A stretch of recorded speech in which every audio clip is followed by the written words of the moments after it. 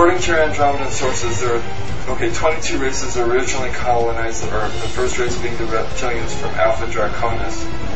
What was the nature of their colony? Well, they're Hyperborean. Basically, they're explorers. And they're also genetic engineers. They would just colonize. They would take samples. They would hang a flag and say, this belongs to us, just like we did with the moon. You know, except we weren't the first ones there. Exactly what we've done. They were explorers.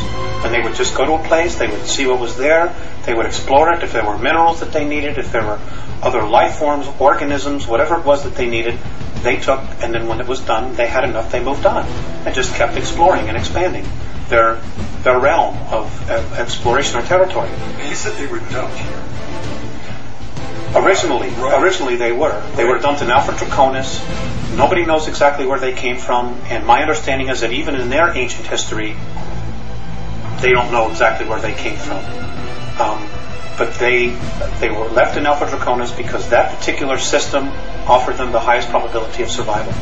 And from there, they were able to create craft, space travel. I mean, they're magnificent in what they did, and they're to be commended for what they did. But the fact that they need to control and dominate and manipulate to the degree, sorry, I have a problem with that. And so does half of the other of the galaxy. That's just the way they are. They're the biggest bully. Nobody can beat them up or wipe them out, so therefore they have no motivation to change. So that's the space they hold. And, you know, the Andromedans actually consider them the ultimate warriors. You know, because we need to be free. We need to have our shackles that we've been put around us let go of, so that we can really evolve. And you know, we have awesome potential. We really do. We have been, as a race, we have been through so much here. We have so much experiences, you know, and because of our emotions, which is really our strength, which really sets us apart from all the other races out there, even the other human races. You know, we have tremendous capabilities to create things. And, you know, but we need to get clear of what's real and what isn't. You know, we also need to get really clear about being able to create our own future, to create our own reality. And not have somebody say, well, that doesn't work for me, so you're going to have to do this. You know, play God and ruler over us. Andromedans tell you that the Alpha Draconans are here now. Where? There are 1,833 of them that have been living underground between 100 and 200 miles beneath the surface. They've been here, some of them have been here a long, long time. They have lifespans that are thousands of years. They're carnivorous. They are not friendly to mankind, at least the ones that are here. Are you saying carnivorous, they eat humans? Yes. And they won't eat a dead human. It has to be alive at the time of the killing. Their preference is children. You know, and we've been told, you shouldn't talk about that. You know, there are other people say, well, you better not talk about the reptilians. Well, you know, bull. You know, why not? According to the Andromedans, they're responsible for 31,712 children disappearing in the last 25 years from the United States. These children were food. And I'm supposed to just shut up and not say anything about it because people don't want to hear it? That's tough. That's tough. You know, Westchester County, in the last 5 years, 3,000 children in Westchester County, New York, have vanished without a trace. Where are they going? Why are we allowing this to happen? And why should people want to stay in denial about it? Now, how are they able to do this? How are they able to do it? How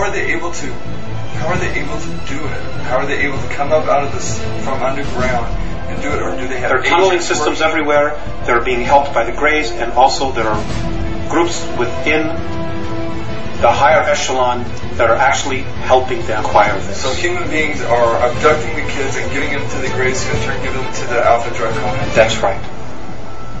That's part of the deal. They won't come up as long as we feed them down there. You understand? It's about human beings selling themselves out. The echelon attitude here, the needs of the few outweigh the needs of humanity. And sorry, that just isn't right. Aside from the carnivorous aspect to the Alpha Draconans, why else are they dangerous to humanity? Because they don't like us. And what are they willing to do with humanity? Eat us. Physical characteristics of the Alpha Draconis, what do they look like? They're ugly. I mean, they think we're ugly, too. You know, I guess it's all a matter of perspective and belief system. In my belief system, and I'm only taking responsibility for me, they're ugly. They're anywhere from 7 to 22 feet tall. They can weigh up to 1,800 pounds. They're reptilian. The longer, the ones that have stubby tails, if you see one that has no tail, he's of the warrior class, or the worker class. The longer the tail, the higher their rank. When you see one with long tails, with winged appendages, he's considered royalty. Whenever you see one, you ought to just run like him.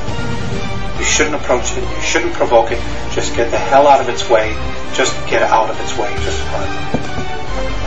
It is not something where man-to-man combat you're going to be able to deal with, because they apparently have the strength of 12, 15 men. They're incredibly quick.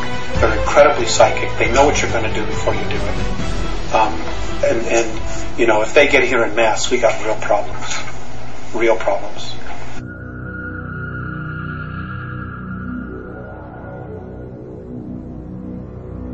Could you describe the human military bases on the dark side of the moon, Mars, and the Mars probes as related to you by the Andromedans, and how the Alpha Draconis fit into this scenario? The Mars probes, the Russian and the US one, they're gone. They were destroyed. They're history. There's no secret here about, well, it's taking pictures privately. You know, and it doesn't matter whether you believe that or not. It's history. Okay. March of '89, the Russians took pictures. Mars was invaded. We had a human colony there of 300,000, so I'm told. One was underground, one was above ground, Adam and Eve. They are conquered. They're being taken over. The human beings that are from Earth, that volunteered or were kidnapped to go there, are in deep trouble. Many of them have already been eaten. Some of them have already been killed.